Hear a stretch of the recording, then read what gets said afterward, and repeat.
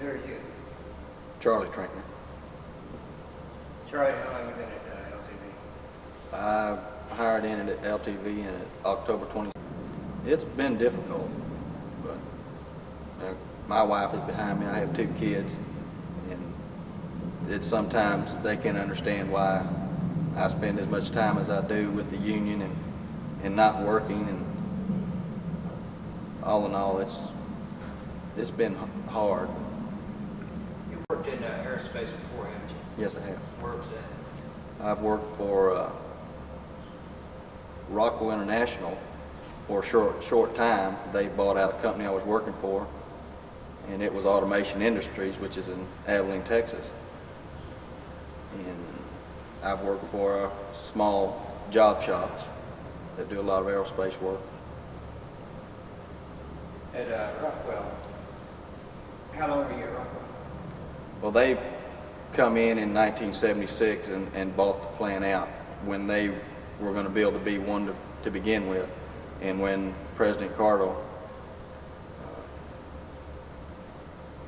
took away the funding for the B-1, they immediately or shortly after sold it out to General Dynamics. And who's this beside you? I'm W.B. Farrar, work at LTV, been with them 33 years. I was fired like the other 2 employees for disruptive action, or what the company termed to be disruptive action.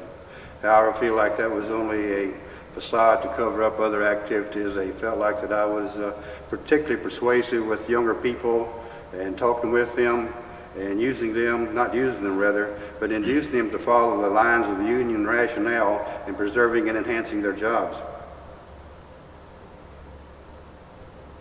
Prior to that time, I'd received no written warnings. I consider myself a model employee with a good absentee record. I think the company agreed with this premise, since at their discretion back in the 60s and 70s, they elevated me to the position of foreman in the machine shop, the die shop, and then the jig shop of their organization. The long-range plan of LTV maybe incepted as long as 2 years ago to gradually atrophy the membership and reduce their association with the company in a positive manner, so that maybe by just attrition or by the attitude of the workers themselves, that they would probably blame the union for most of the condition that existed in the plant, when ultimately it was the company's doing.